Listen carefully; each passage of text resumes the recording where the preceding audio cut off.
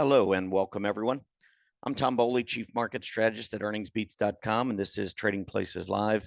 It's Tuesday, October 4th, 2022, and I'm pre-recording this Trading Places Live for just a little bit later this morning. Currently, futures are pretty strong. We had a nice day on Monday to kick off October and to kick off the fourth quarter, and futures are looking pretty strong this morning. Currently, Dow futures up 401 points, S&P 500 futures up 61. NASDAQ futures up 237 points. We're going to get into quite a bit today. Let me first walk you through today's agenda. So I'll start off with the daily market recap, as I always do. Then we'll jump into talking technically, break it down. I'm going to look at the financials. I think financials could be interesting here in the fourth quarter. Earnings spotlight, then we'll wrap up with the three you must see. Three stocks that maybe you haven't heard of before, but might be worth keeping on your radar. So we'll talk about those at the end of the show. Before we get into that, though, let's take a quick look over at earningsbeats.com. For those of you who are new to the show, maybe haven't been listening to me, don't know much about Earnings Beats, I would suggest going over to earningsbeats.com. Scrolling down, we have a free newsletter, Earnings Beats Digest. That'll help, I think, acclimate you with some of the things that we look at, things that are important to us at Earnings Beats. It's a 3 times a week newsletter, Mondays, Wednesdays, and Fridays. Try to publish it by about 8:30 in the morning. So try to get it out about an hour before the market opens. All it takes is a name, email address. Hit the subscribe button. There's no credit card required.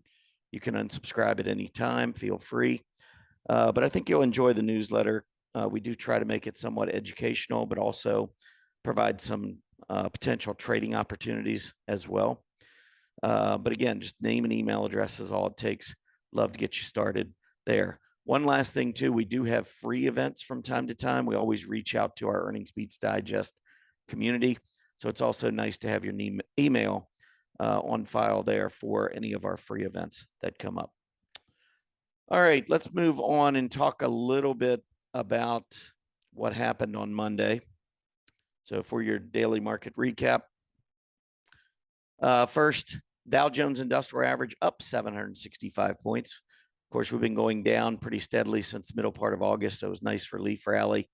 Back up above 29,000, still a little work to do. Maybe we'll test that 30,000 level today with futures up. We'll see.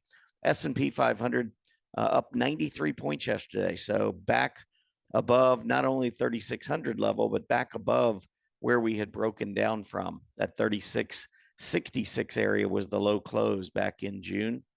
So we went below that. Actually, we came back up, got through that level. So that was the first step of a number of steps that'll need to happen from a bullish perspective. That was step number one, getting back above the breakdown level from back in June. So we were successful there.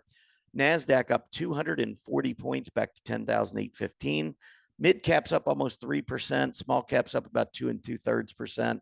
All in all, very, very good day across our major indices.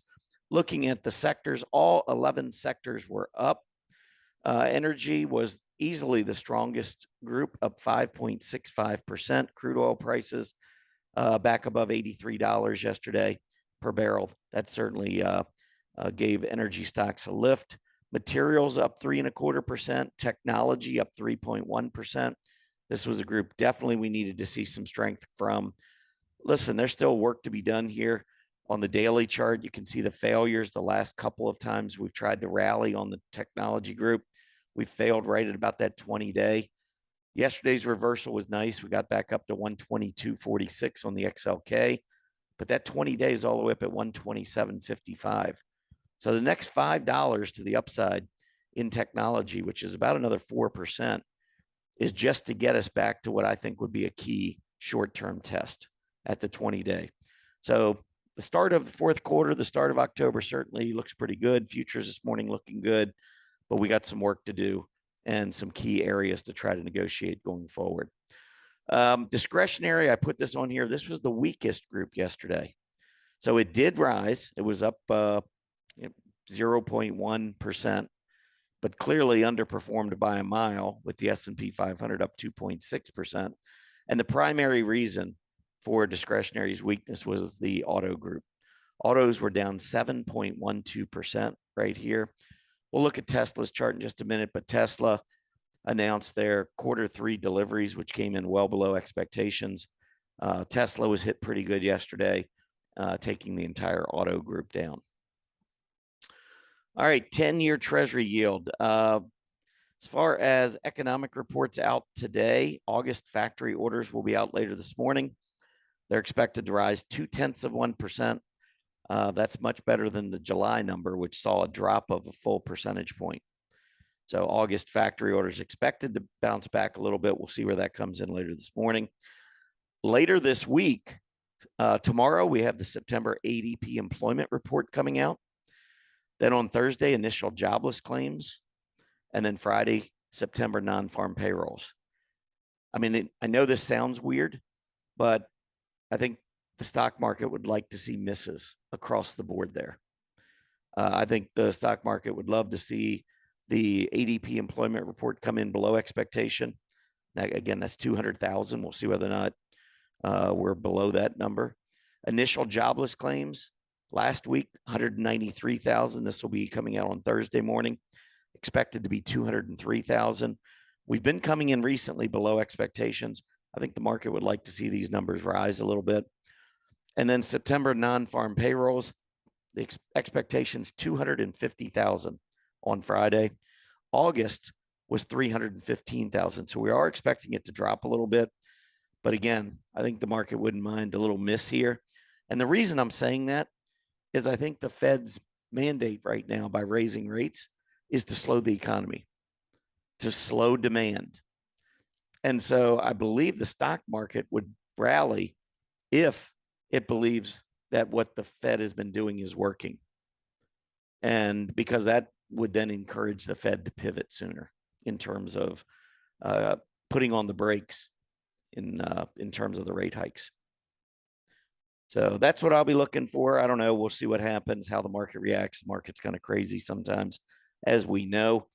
But I do think even if we got an initial reaction that was not good, I think ultimately it would be good to have some reports coming in a little bit below expectations, especially when it has to do with the economy. All right. Also, one other thing on Friday I'd be watching for with that non-farm payrolls report is the average hourly earnings. That's a component, the wage inflation component. And the August rise was 0.3%. We're expecting September to also rise by 0.3%. A couple of other economic reports that will be coming up fairly soon, just to put on your calendar. The September Producer Price Index, September PPI, will be out Wednesday, October 12th. And the very next day, on Thursday, October 13th, we'll be getting the September CPI, Consumer Price Index. So this is what sent the market down. The August CPI and PPI that came out in September. That's what triggered a lot of the selling that took place in September. And so at least keep it on your radar. The market could go either way on this, by the way. I mean, if we have a CPI and PPI report that come in tame, that would be two of the last three that would be tame, and we could see a big rally off of that. And we are in earnings season, by the way, or at least we're approaching earnings season. This is the pre-earnings season run-up that we normally see. So if those numbers come in, if those inflation numbers come in lower than expected, that could certainly be a catalyst for a big rally. But the flip side is true as well. You know, we saw what happened when the numbers came in higher than expected last month. As long as the numbers keep coming in higher than expected, it's going to keep putting pressure on the Fed to make a decision. Do we fight inflation or do we fight the economy? Up until now, they've been pretty adamant about fighting inflation. And they're saying they will not relax until they believe inflation's under control. So if the PPI and CPI numbers come in hotter than expected on the 12th and 13th, you'd have to expect yields would rise in anticipation of another rate hike. All right, let's move on and take a look at talking tech. Actually, before we get into that, I'm sorry, let's don't go into talking technically just yet. I want to show you one other chart on the 10-year Treasury yield here. And this is one I've been passing along to Earnings Beats members. Last week, I think it was Thursday or Friday, I pointed this out. And I think it was on Friday because it looked like the candle was going to finish very similar to what we saw back in the second week of June. Remember, that's when we bottomed in June. But notice we went up, we put in a higher yield, lower PPO. Look what we just did. Higher yield, lower PPO. Look at the candles. We call it shooting star doji, I guess, back in June here. Maybe just a doji, maybe a little bit of a shooting star. But off of uptrends, this looks like reversals.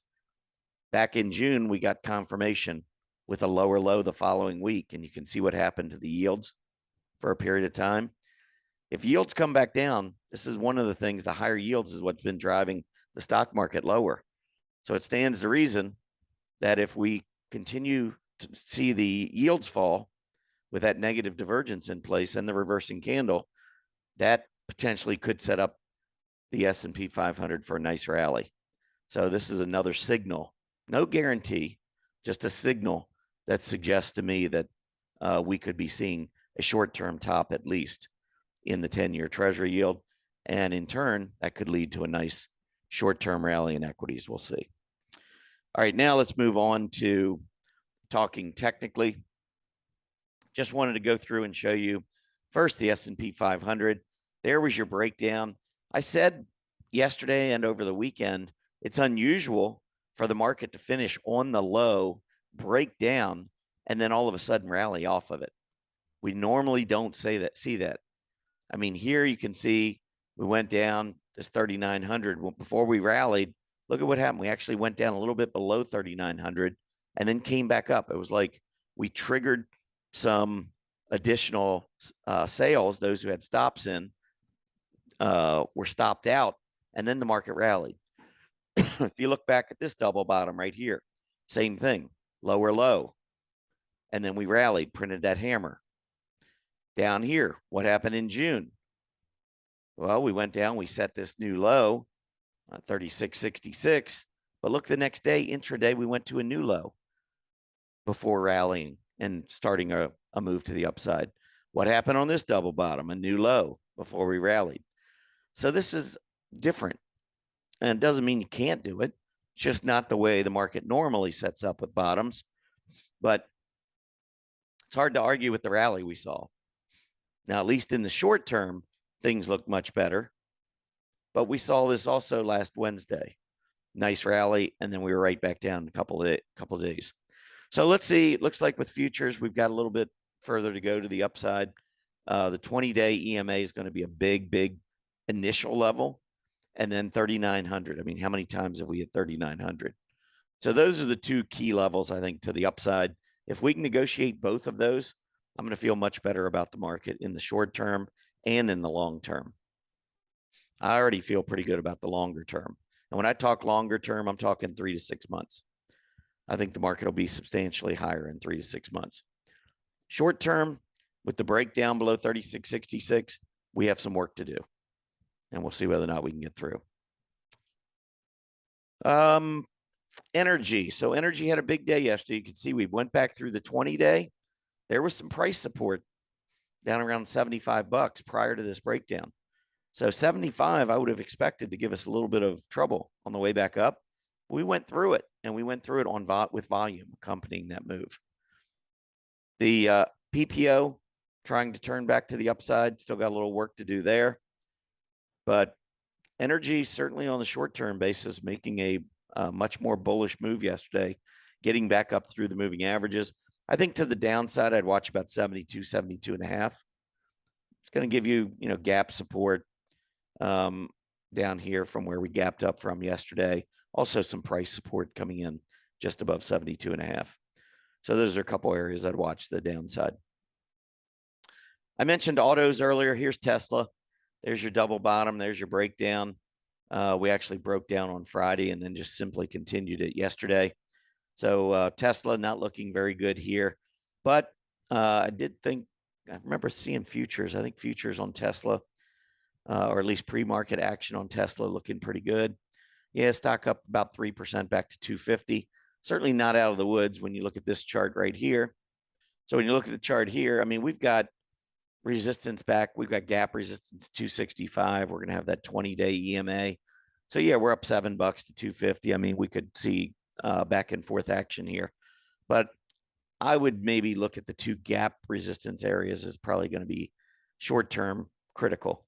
So the bottom of gap support, I can give you that number. That is at 250.450.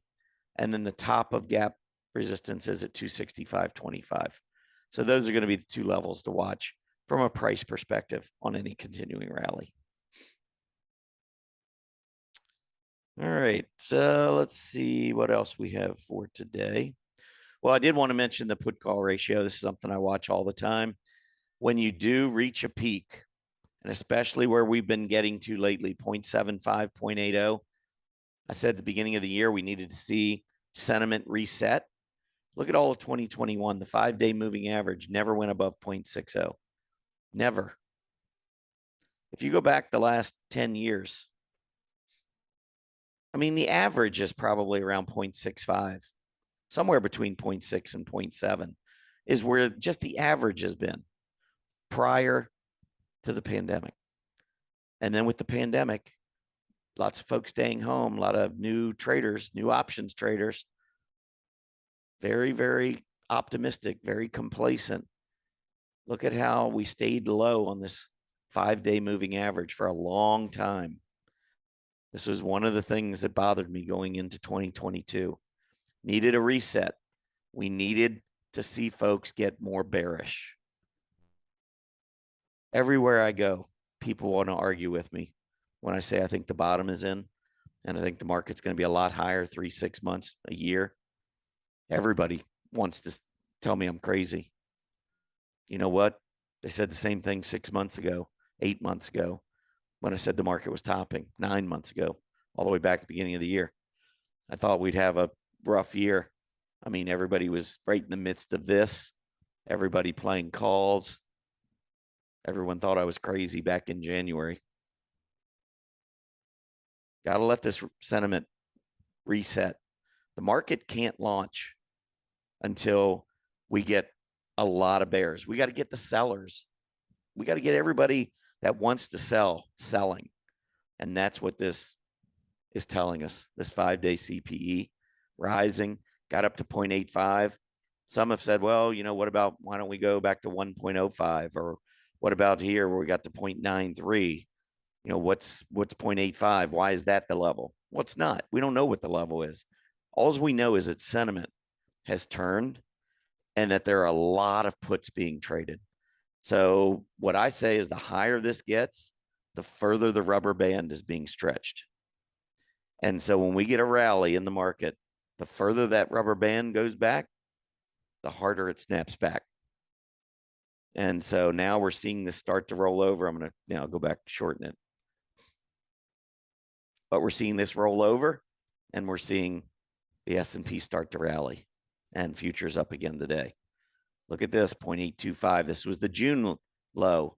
The June high in the CPCE, back above 0.80, but that coincided with that June market bottom, right before we rallied 700 points on the S&P 500. Now, these are short-term signals. Sometimes, like right here, it gave us a signal, but only lasted a week or 10 days. This is not the long-term signal. So just remember that. All right, let's move on to break it down. I want to talk a little bit about financials. So here's a seasonality chart for financials. And I just went back over the last 20 years, talked about this yesterday over at the at my Trading Places live show at Earnings Beats. But if you go across here and you add up the average monthly returns for each of the calendar months, broken down by quarter. First quarter, this is minus 0.8 if you add these numbers together, these three. That means since, over the last 20 years, since 2002, January, February, and March, the XLF, the financial ETF, has averaged negative returns. The second quarter, it's a little bit better. We've averaged gaining 1.8%. Third quarter, we've averaged gaining 0.9%, or excuse me, 1.9%.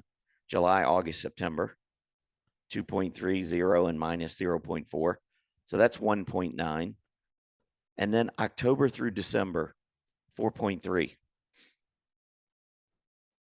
This is the quarter that financials tend to do well. So that's step one. Seasonality favors the group.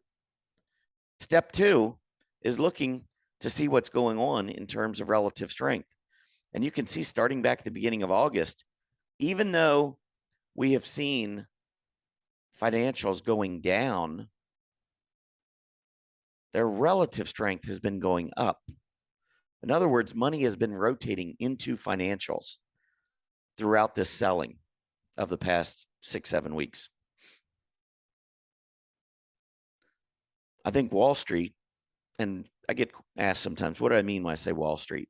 I'm talking about the Wall Street firms. I'm talking about big money. I'm talking about the Goldman Sachs of the world. When I talk about Wall Street, that's what I'm talking about. They're clearly moving into financials for some reason.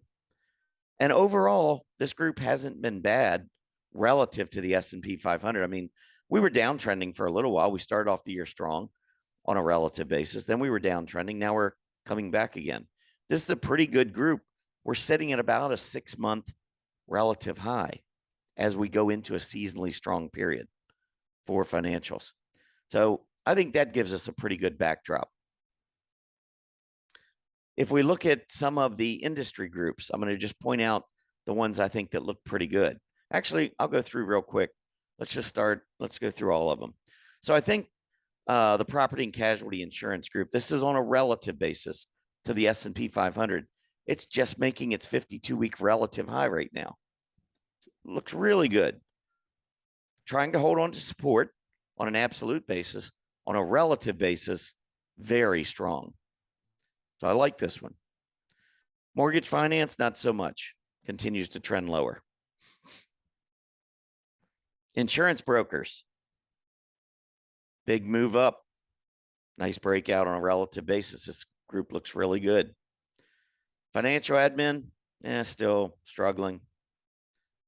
The reinsurance group, it's improving. Well off its earlier high. I'd say it's so-so. Consumer finance, trending lower on a relative basis. Investment services, I think, really strong right now. And this group, historically, seasonally, likes the fourth quarter. Then we've got full line insurance. Full line insurance looking pretty decent, moving back up above the moving averages. Banks improving, but still a little bit of work to do. Then we've got specialty finance, which is going down. Asset managers going down. This group, by the way, does line up pretty nice seasonally in the month of October and November as well. Life insurance, very strong. Look at this breakout on a relative basis. So holding on to the recent lows from June and July and starting to turn back up again. So relative strength there looks pretty good. And that's it. So there were probably about 5 groups. So what I did is I put together this scan. And I said, okay, I'm going to look at 3 of our chart lists that we put together for our members at Earnings Beat. So if you're a member, we do chart lists. We do what I consider to be like watch lists. It's just research, a lot of research that we do for our members. So companies that have recently beaten Wall Street estimates as to both revenue and earnings and look good technically and are liquid, go on to our strong earnings chart list. There's probably 450 companies on there. Companies that look good technically have strong relative strength. Scooter scores are high, but they either matched or missed earnings. They go into our strong future earnings. So if they're showing relative strength, that means the market still favors these companies, but they didn't beat earnings and they didn't beat revenues, or one or the other, or maybe both. And so as a result, we still want to track them because they're trading solidly on a relative basis.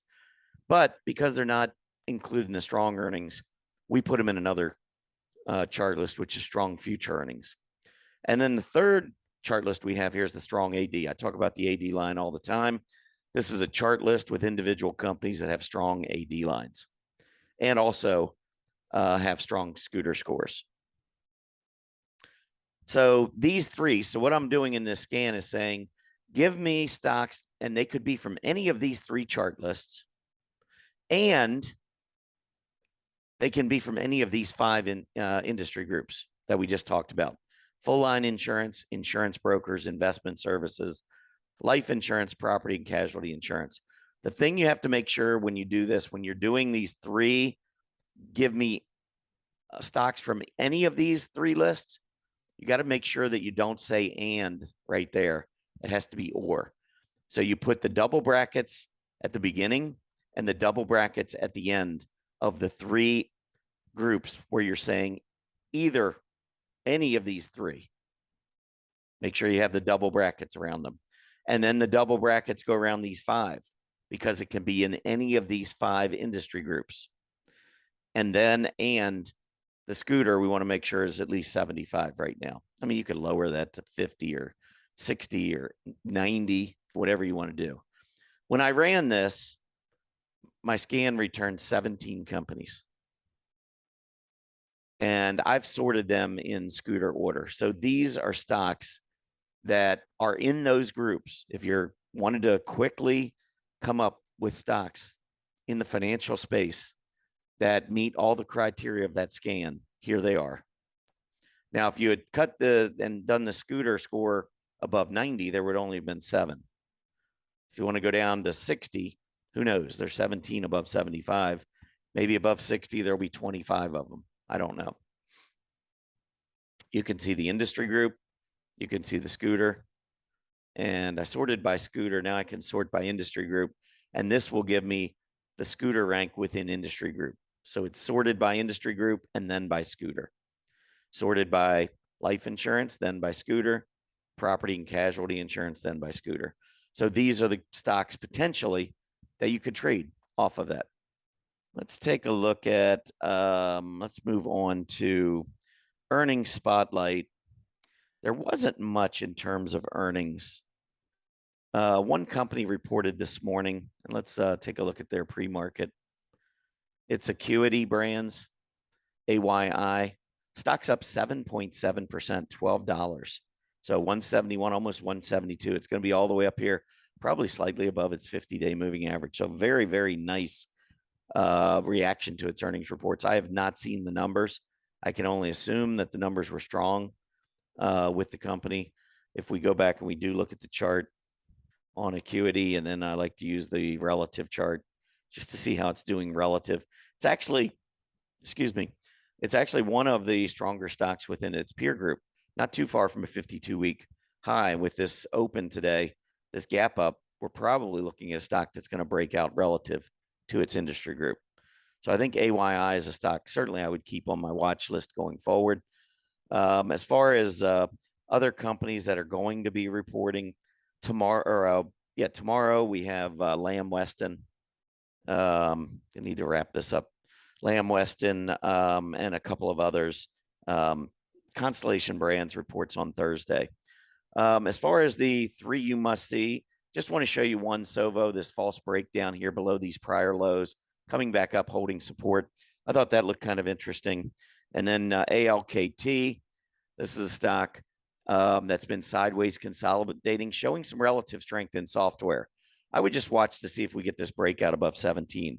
I think that would be interesting. And then XYL, another very strong relative performer, been moving up for the last several months now, but it is in a bullish wedge. If you draw, connect the highs, connect the lows. So I think a breakout back up above these moving averages would be very bullish for XYL. So keep an eye on that. All right, that's it for me. I appreciate everybody tuning in. Have a great day, everybody. See you tomorrow over at earningsbeats.com. Happy trading. Hey, Grayson Rose here with StockCharts. Thank you so much for watching. I hope you enjoyed that video. If you did, consider giving it a like down below, maybe leave us a comment, and if you're new to the channel, you can subscribe at the link up above. We're gonna bring you daily content from an incredible collection of technical analysts and financial experts.